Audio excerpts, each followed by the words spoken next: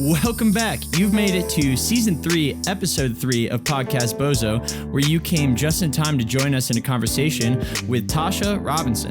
Here with me, as always, we have locally renowned beer server Sean and celebrated artist / animator Eli.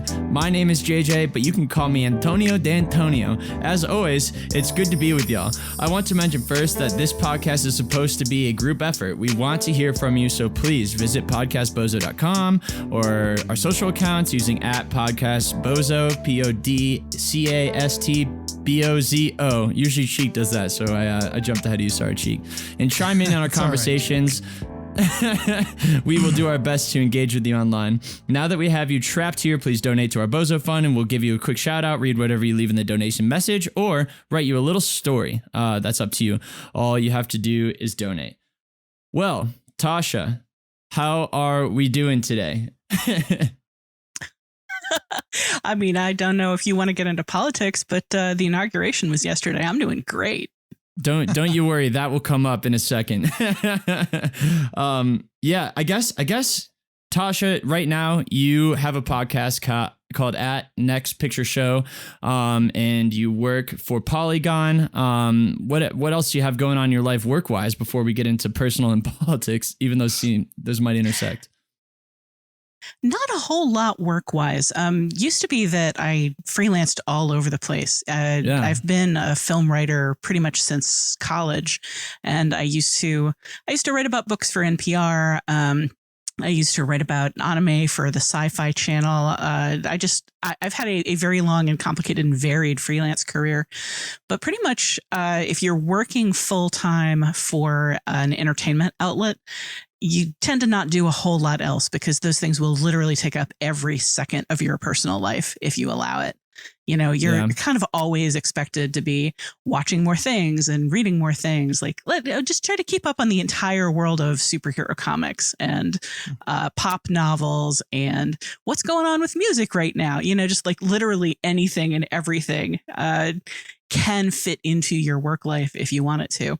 So, I don't really have a side gig going right now. Yeah. And to me, it sounds kind of like, I don't know, for me, that doesn't sound like all work. And I don't know, maybe movies are now feeling like work for you, but it sounds like, do you have fun with it? I guess is the question I'm trying to ask. You know, I do and I don't. After you've been doing it long enough, movies are definitely work. I've actually had to struggle a little in quarantine to watch movies for fun or to convince myself to spend my evening watching movies or TV because it feels like a continuation of the workday. And that's kind of when the workday runs from when you get up to when you go to sleep. In quarantine, books have kind of been my passion because I barely write about books at all. So they're one of the few things that I do that don't feel like an assignment or like something that I might have to parlay into something I'm writing about or interviewing somebody about. And my other big passion is role-playing games. So I've been doing a lot of that in quarantine because it's something you can do like pretty easily and seamlessly over, Zoom or Skype or whatever system you're using. Yeah. Could you walk us through a day in the life of what your job entails?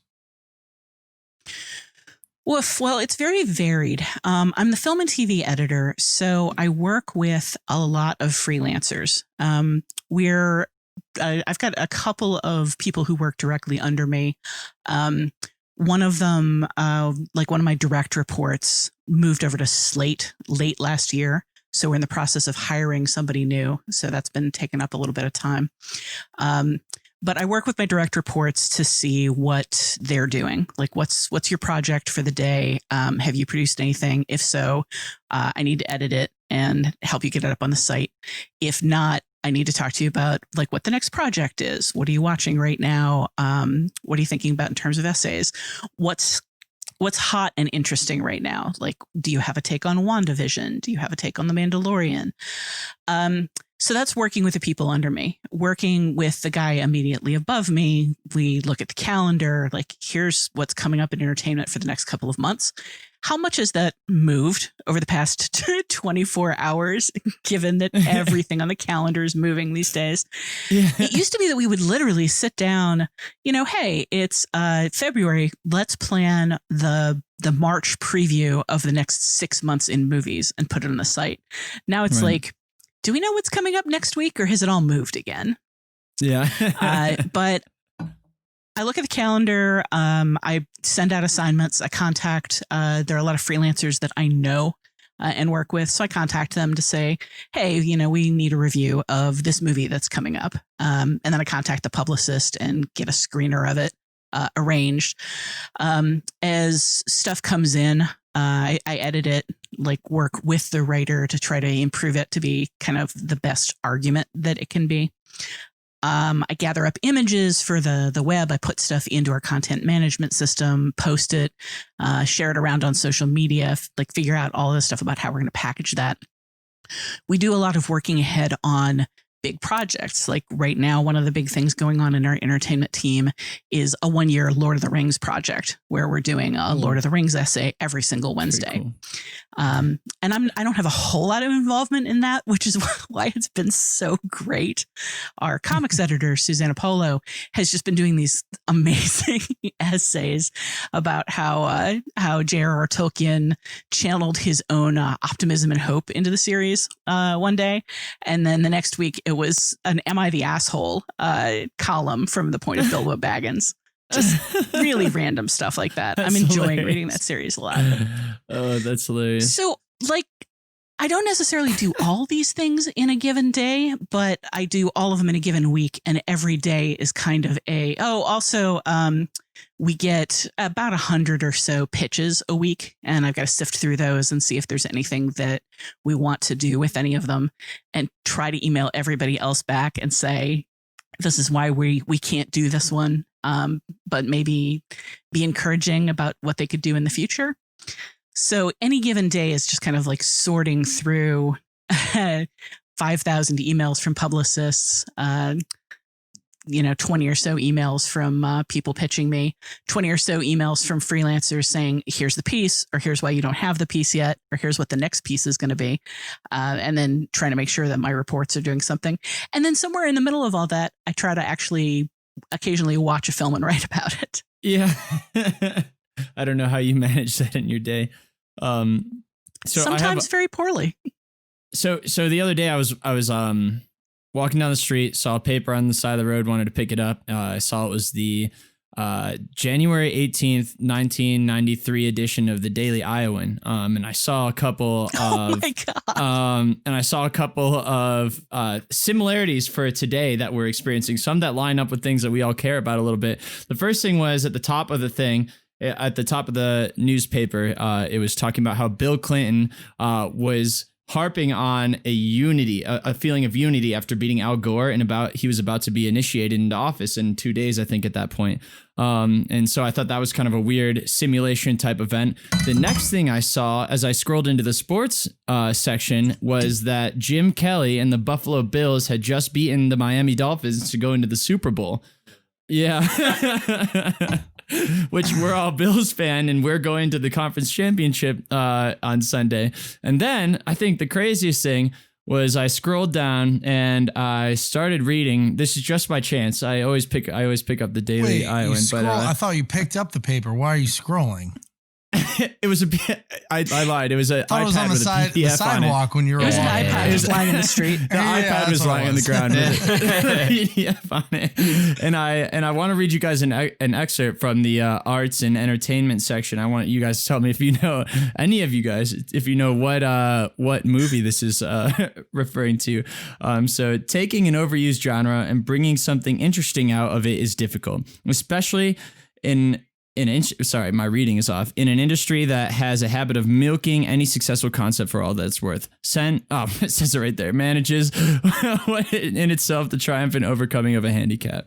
That was the last bit of an excerpt from one of my favorite writers on the Daily Iowan.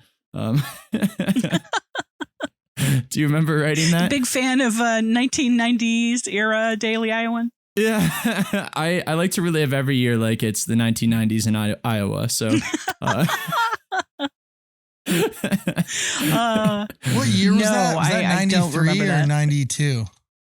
93, January. 93. 92 was a very I good year agree. for the Daily Owen. Yeah. It was the first year you joined on, right? 92 was the first year. Oh, that's why it was a good year for them. Yeah, exactly. Hey. I saw there was way more articles. They actually wrote something on the paper. So in 91, there was just a blank sheet of paper they sent out to everyone.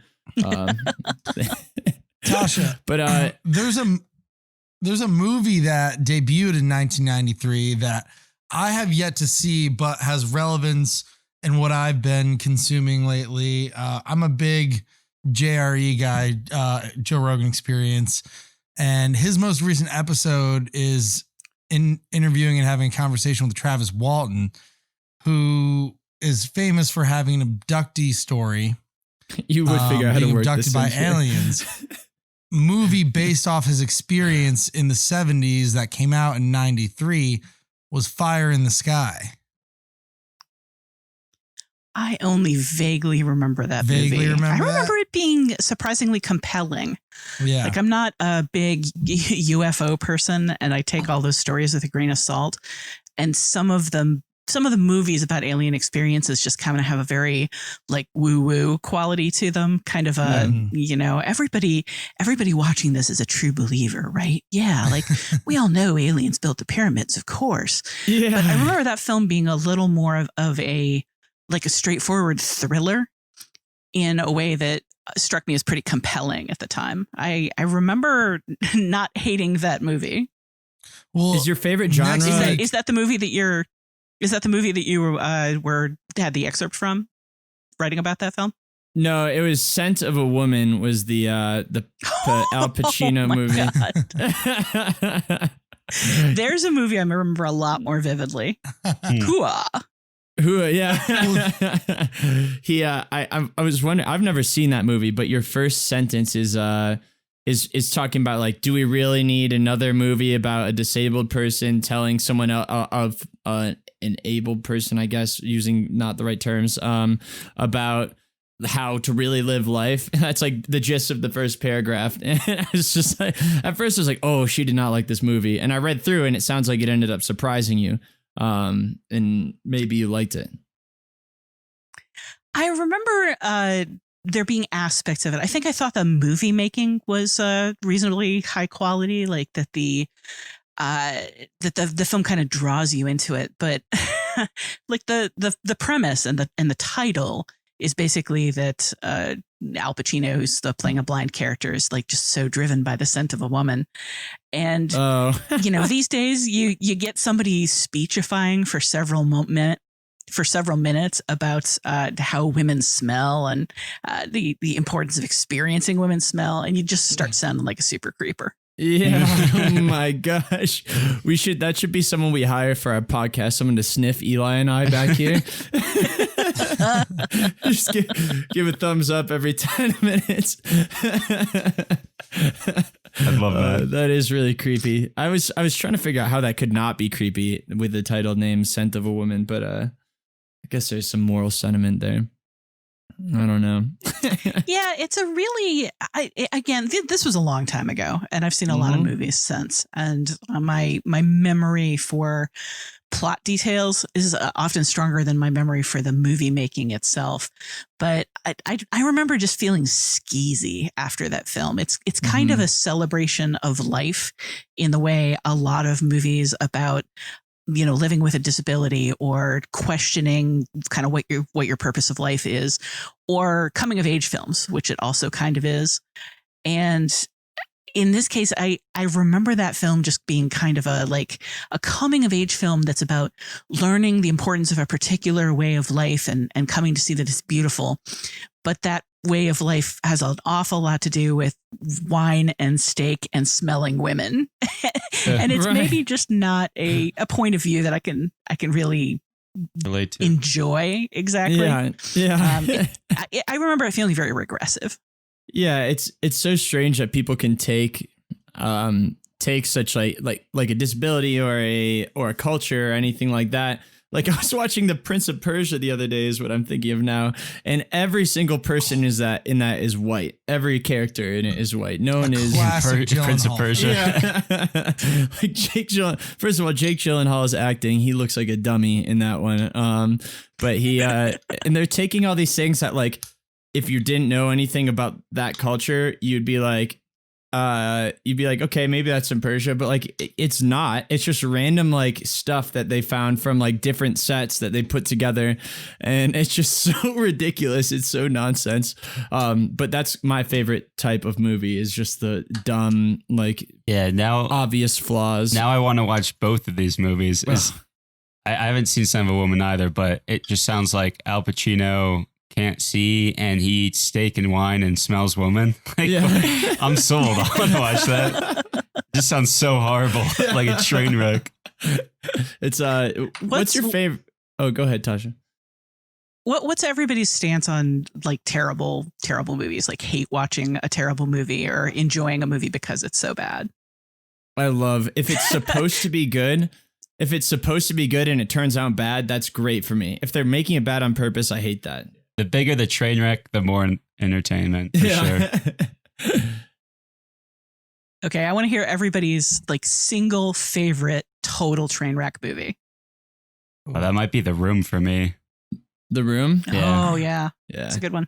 That's a good one too. I can't tell where John Wick is on like. I think John Wick has become self-aware that they are this type of movie and they try to be corny. So I'd say that might be it. But I don't know. I gotta say, I think the first one is trying to be exactly what it is, and I think it does what it does really well. Yeah. John Wick 3 is one of my favorite movies of all time. In terms of just bad movies, I don't know. That's a tough one. Cheek, you look like you have one on your mind right now. You got a knowing smirk. I really don't, unfortunately. Oh, I know. It's Tron. Sorry, Tron Legacy. That's a bad movie. Tron wasn't trying to be bad, though. It was not trying to be bad. There's no way. It was a Disney movie with Jeff Bridges and I forget who the other older guy in it is, and Daft Punk does the soundtrack, and there's so many great recipe ingredients being put together in there, and then it just gets tossed out, and it's just absolutely garbage, and I love every bit of it. And I can see the best part of a bad movie like that is you can see what they were trying to do and how they failed at it. So then you're watching like, oh, they wanted like the quirky guy, but the quirky guy was way too quirky. And then they wanted like the motivational speech, but you're like, oh, this made no sense, you know? Mm-hmm. That's my favorite aspects of a trashy movie. Tasha, what's your favorite? Unquestionably, hands down, it's M. Night Shyamalan's The Happening.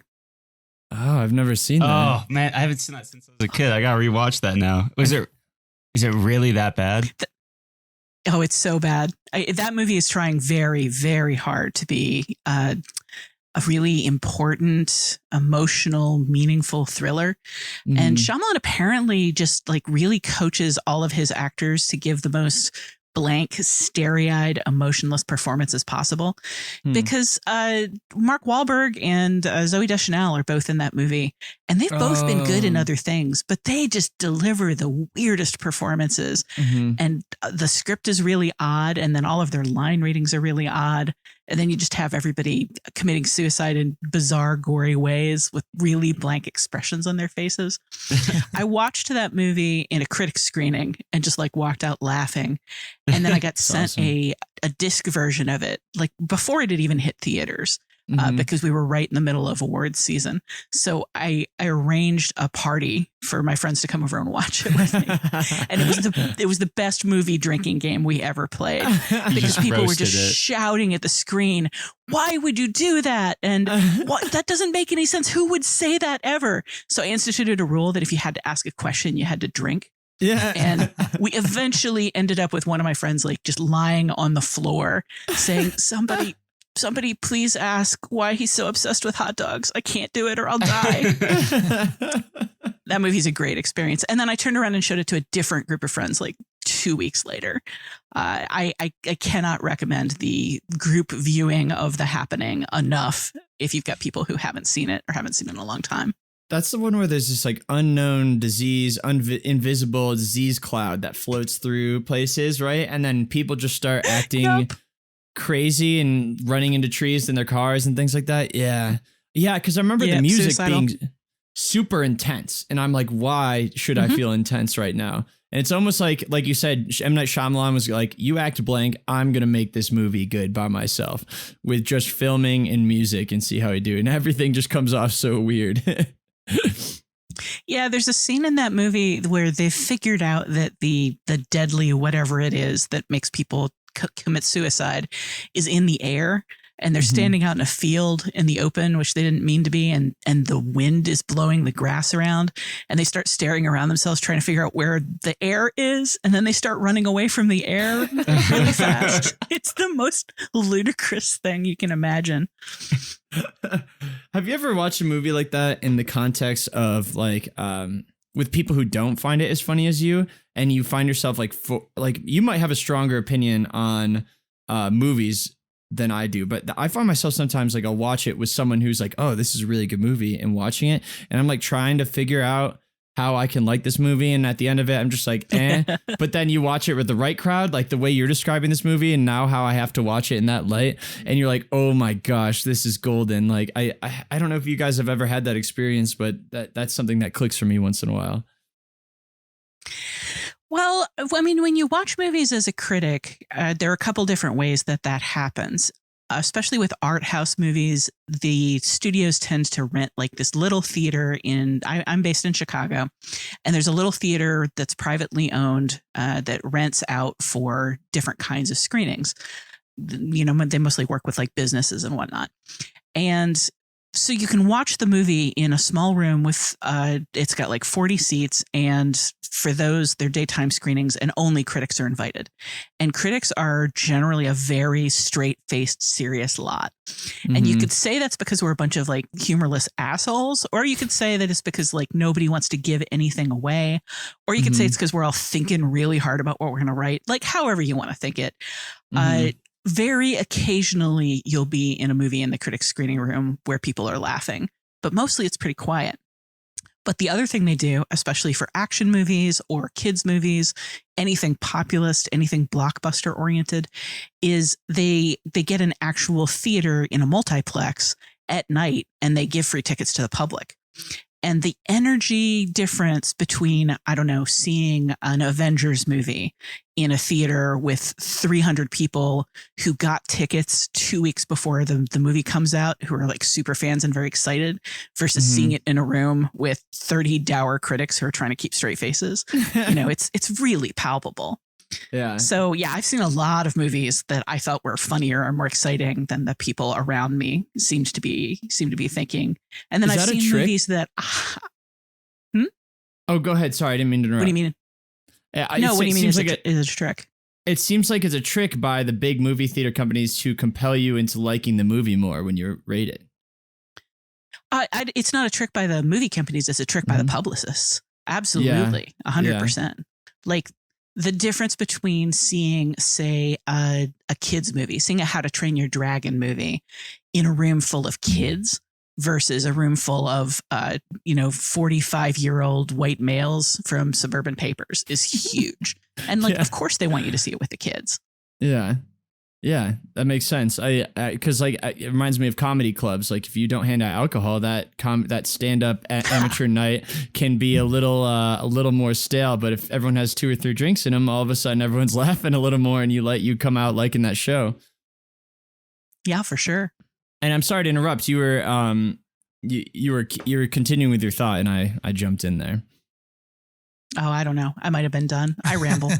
Yeah, so do I. So we're gonna be a match made in heaven. We're going to butt heads. Well, anybody that listens to our podcast knows I'm a big head butter. Yeah, that's good. I'm kind of our resident curmudgeon / disagreeer with everything. So I'm used to this role. Well, I was going to say I did listen to one of your podcasts, and I noticed that you always take the side of dissent. You always have kind of like the more critical lens. It seems when you watch a movie, and tell me if I'm wrong, but I'm wondering, do you go in wanting to be harsh on this movie? Are you saying, do you consider your standards to be super high compared to other critics and regular movie watchers? And I don't know, does that affect if you're just casually watching a movie, does that affect that? No, I'm just a very picky person. Yeah. I never go into a movie with the attitude of I want to be harsh on this movie or I want to dislike this movie. It's like, why would you do anything that you want to dislike? It's like, you don't go to a restaurant like, boy, I hope this steak sucks. So I can just like really tell all my friends how much this place blows. I hope this is a terrible meal. Like, no, I don't watch movies like that. Nobody watches movies like that. You want everything to be good. And like the big joy of being a film critic is when you watch something that's amazing and you get to tell people about it. That experience of getting to share something you love with people. You want every movie to be that. You want to be surprised. You want to be delighted. You want to be engaged and empathetic. And maybe one of the reasons we're all such cranky people is because, Theodore Sturgeon said 90% of everything is crap. Movies are mostly made by committee. We really love our auteurist theory that they're all just made by like individual people who are really smart, really principled. But most movies represent a huge amount of compromise.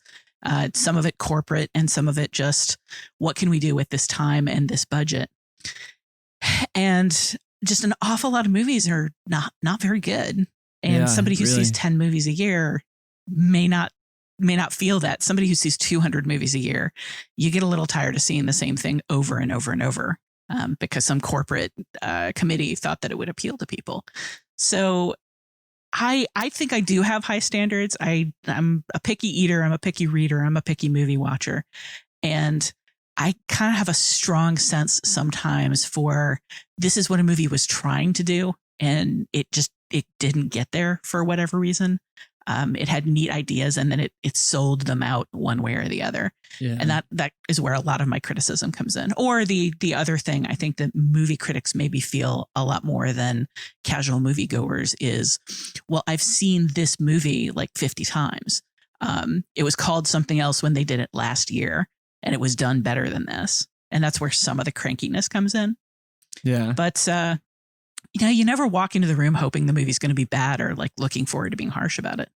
Well, something that just dawned on me about what you're saying is that like, I don't know, I guess I'll call it the YouTube effect. When your friend shows you a YouTube video and says, oh, this is so funny. Like you have to watch this, and you watch it and you watch it and you're like, I don't know if it was that funny, as funny as you said it was, and you have that comparison point. But it seems like when you get to go into a movie, you have an absolute blank slate. There's no one that could be like this. I heard this movie is good. I heard this movie is bad. Maybe in your circle there is, but you have a lot less of that dissonance, it sounds like. And so you actually do get to go truly in with a blank slate into a movie, which is kind of a special experience. I've never done that before. Honestly, personally. That is the best experience. A lot of my favorite ever movie experiences come from film festivals where there's no word of mouth in advance. And you've read at most maybe a paragraph about what the movie is. Sometimes not even that. I've lined up movies at film festivals based on the director or the writer and not even really had time to look into what it's about. And those are the best experiences where you get to sit down with no idea what you're going to see. And it just unfolds. And did you guys see Palm Springs? Oh, no. So I was listening to your episode where you guys were talking about top 5 favorite movies, and I kept hearing that pop up a bunch. And it was a movie that I was discussing with one of my good friends over the summer who was like, it's just Groundhog Day and Andy Samberg's not as funny as that's Bill Murray. And I'm just like, you're completely wrong. This is an incredibly fun, fresh take on, yes, it's, another Groundhog Day, but it's a completely new way to do it. It's a smart way to do it. J.K. Simmons is hilarious in it. And it's a rom-com at heart. I love that movie. So it's really hard to write anything critical about that movie without talking about the fact that it's a Groundhog Day movie. Right. An awful lot of the things that it does that are interesting are because of the different spins it puts on that basic idea. And a lot of people walking in the door to a movie want to have a pretty clear idea what they're going to see.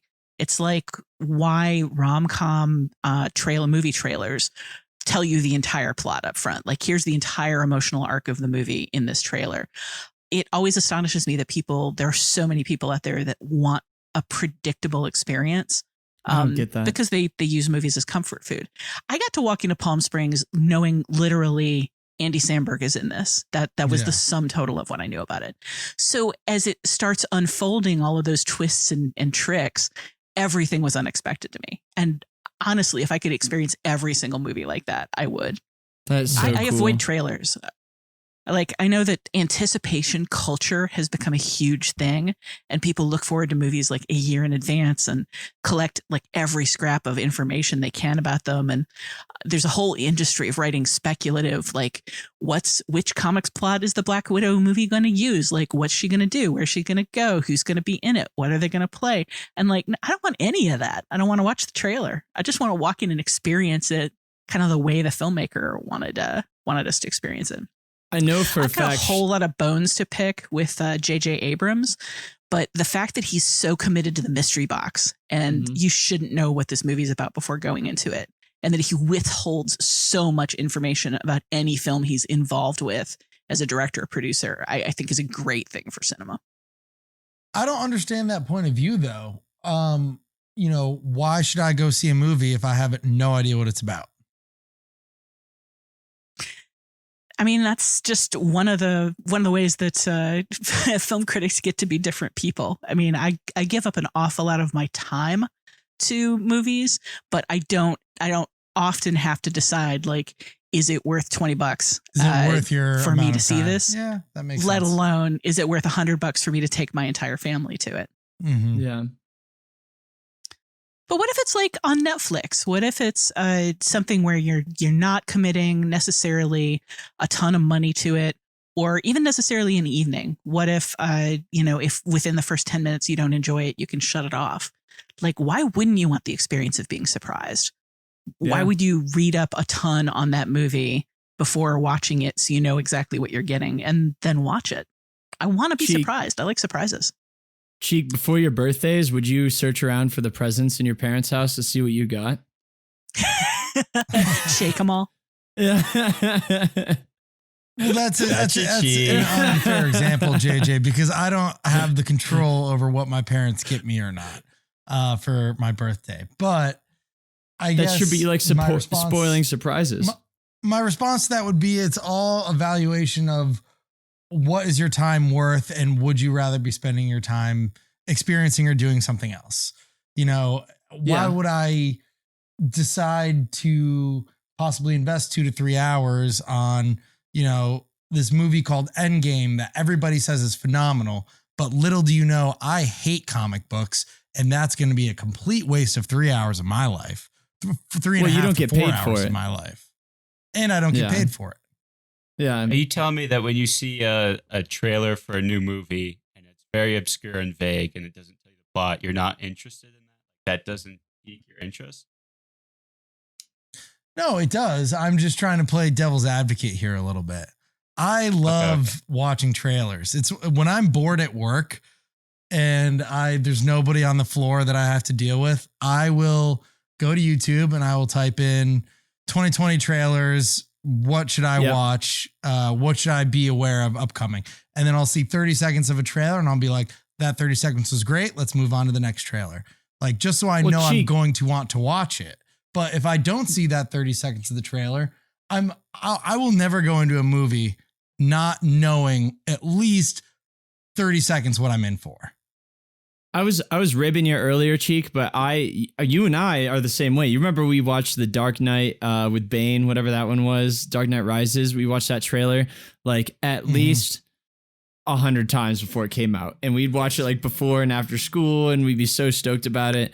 And so I'm the same way. I love the Marvel movies. I get into I watch the channels like Emergency Awesome and things like that, where I can they tell me all their predictions. and they're right a lot of the time. So then I'm just spoiling the plot of the movie more than the commercials already do for it. And I don't know why. I don't know why I do that.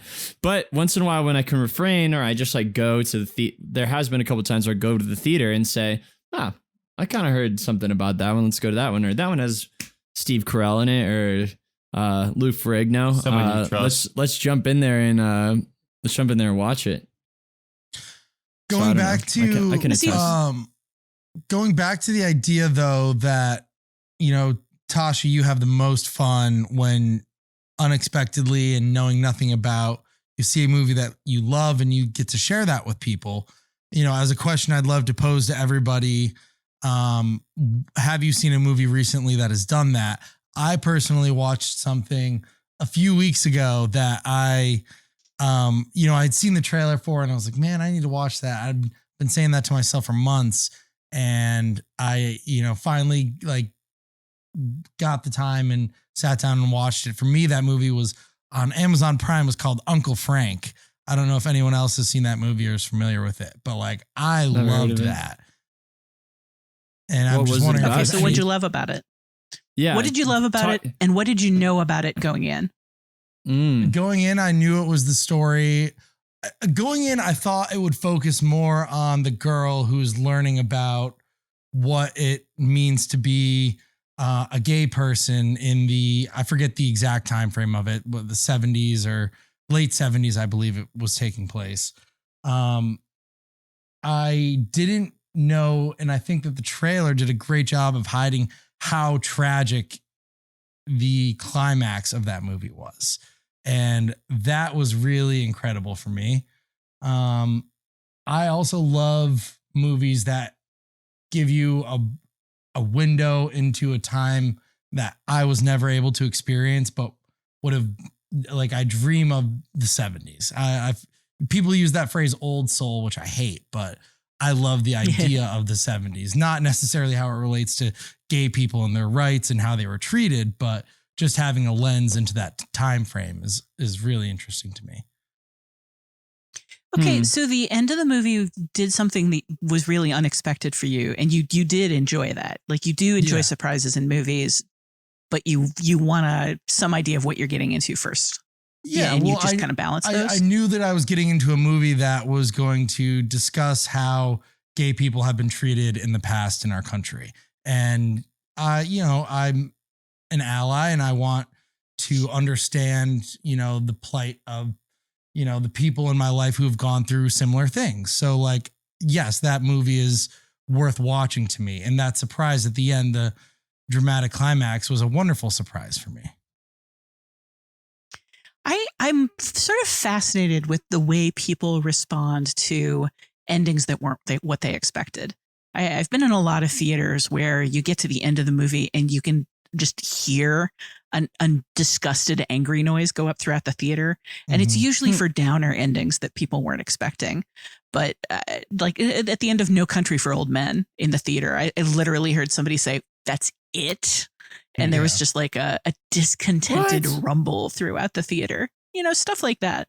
So it always fascinates me a little bit how people react to downer endings if they were expecting something more uplifting, I guess, and just how people respond to surprise in movies in general. Do you like downer endings, Tasha? My mom is a big positive ending person. Like I think she would be happy if every movie was Benji. And she has definitely accused me of only liking films where everybody dies. It's not that I enjoy downer endings, especially for their own sake. I may have gone through a phase, especially as a teenager, where I just thought they were more real and more quote unquote adult. But I also went through a phase where I read like Charles Dickens because I thought that was what grown-ups read. This was what grown-up novels were like. Yeah. And it's honestly, it's a little hilarious to me that when I was 16, I was reading Dostoevsky for fun. And now that I'm a bona fide adult, I'm reading like superhero novels for fun. You flipped it around. It's not that I want a movie to have a downer ending. I want the ending of the movie to serve the story, to serve the characters, right? To say something like meaningful and interesting. And like I grew up on Disney movies and classic musicals and that kind of thing where there's always kind of a happy ending. So when it feels slapped on for the sake of market testing, like, oh, the the people in the theater are going to yell, "Is that it?" and storm out angry if this has a downer ending.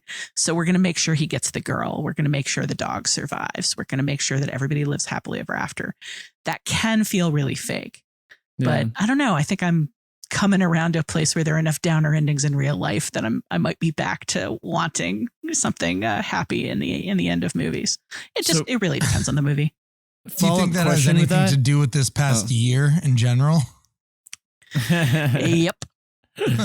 For sure. Follow-up question with that though. Do you like nightmares? There's a reason for asking this. Do you like nightmares? That's an invasive question, dude. Like experiencing nightmares when you sleep? Yeah. I have a theory that I'm building. I'm actually fairly neutral on nightmares. Like, I don't have particularly bad nightmares, I guess. I tend to more have anxiety dreams, the kind of thing where you're out in public and you realize you forgot your pants and it's test day and you didn't study. And you haven't fed your cat in 6 months and it's probably dead. And that all hits you at once. And there's a lot of dread. I have a lot of those kinds of dreams. I don't have a lot of, giant spiders made of glass chasing you through the streets kind of dreams. Right. I don't love nightmares. So here's the connection between the two things that I've drawn is that I like sad endings because like you said you used to feel like it made it more real feeling. And to me, I like whatever the bold call is in the movie, like kill off the main character, that kind of thing. I like that as long as there's reason. Don't just do it for like, there's obviously horror movies that kill off the person and it's just for the sake of being a horror movie. But I like it when the movie makes a bold call. I like it when the end feels bitter and it makes you like feel uncomfortable and not great. It makes you think about where it goes from here. I like that kind of thing. So since I like that thing, I've started realizing that I kind of like nightmares. And this might be a segment that will play for the psychologist we have on later this season. And he might be able to psychoanalyze what this means for me. But I like nightmares because when I wake up, I'm like emotionally affected by it. And I don't know what I mean by that more than just like, I don't remember my dreams. My dreams are usually mundane. I wake up, I'm like, oh, that was a good dream, but I don't remember what it was. But when my nightmares play out, I'm like, whoa, that was crazy. Like I remember everything in vivid detail. And I think that just probably has to do with the mind tending towards remembering negative things. But I don't know. So I'm creating a thesis and in my head, at least, where I talk to people and see if they like sad endings and and nightmares and see if there's any tie between that. But aside from my tangent, what do you think about that? All right. So my big question, I guess, is going back to what I just said. What are your nightmares like? Like, are your nightmares you're stranded on an alien planet, you're on fire, and there are wolves chasing you?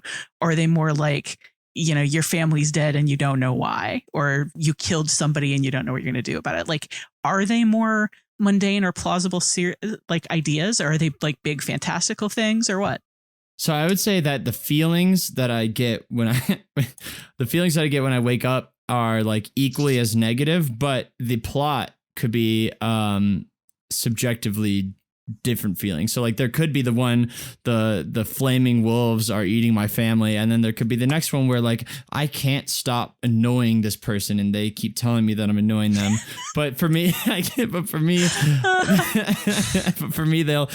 everyone I wake up with the same emotions.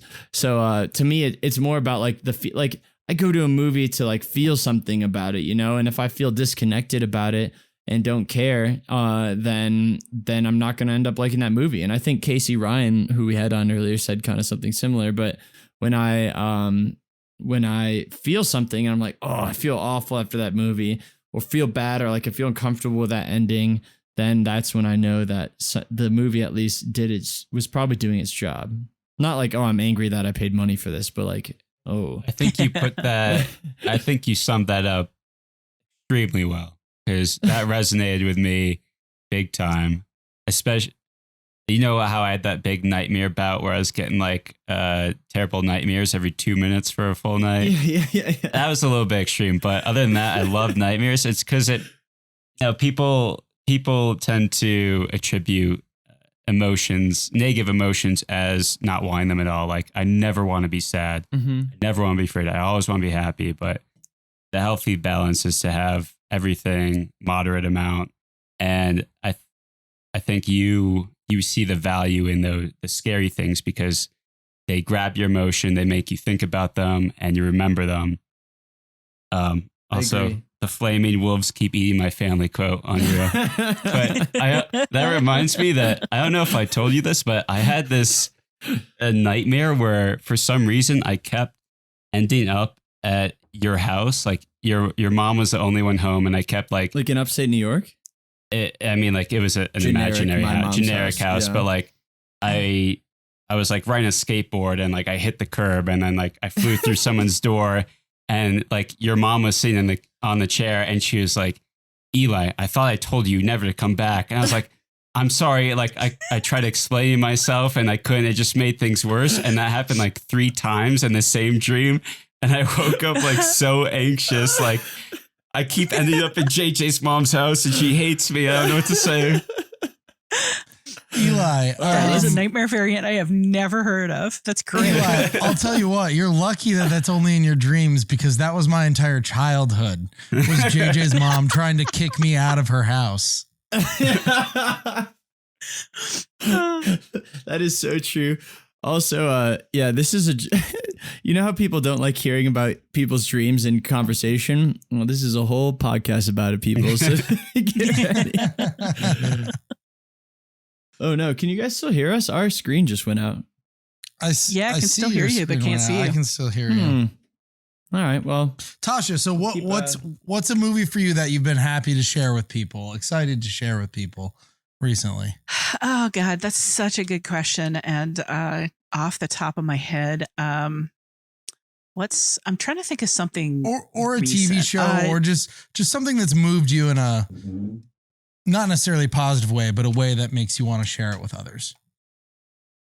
Well, I'll tell you, there's a film coming up that like the critics all have kind of raved about, because we all got to see it in December because it was trying to qualify for the 2021 Oscars.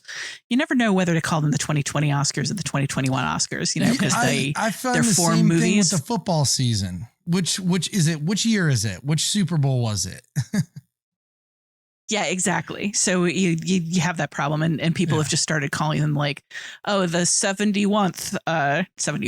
That is definitely a thing that human beings say in the world. 71. The 71st Oscars or whatever. Yeah. So this film came up like in a lot of critics' circle choice awards. Just like a lot of best of the year lists. It's Chloe Zhao's Nomadland, starring Frances McDormand, and it's going to come out in wide release in February. So that's going to be the first chance that most people have to see it. And it's just this movie. It's kind of a sad downer movie about a woman who her husband died and she kind of refused to leave the small town where they lived together because all of her memories of him were there. And then the factory closed down and nobody had work. And now she's just this nomad kind of going from place to place, doing seasonal work and, picking up kind of menial jobs and living out of her van. And I've seen a lot of kind of indie-core miserablest movies that feel a lot like this. You just have this sort of sense of dread. It's just it's like, all right, well, what terrible thing is eventually going to happen to her? And the movie doesn't really go in that direction. It's not one of these stories of like poverty is so grindingly miserable and then you die. Which I've seen 100,000 times, and it can be emotionally affecting, but it's also just very tiring and defeating. Instead, it just turns into this movie kind of about a celebration of being rootless.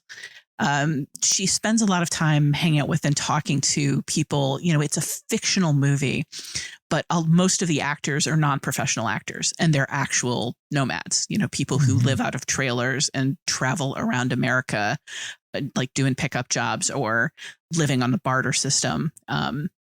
And so, these are real people talking about their actual lives.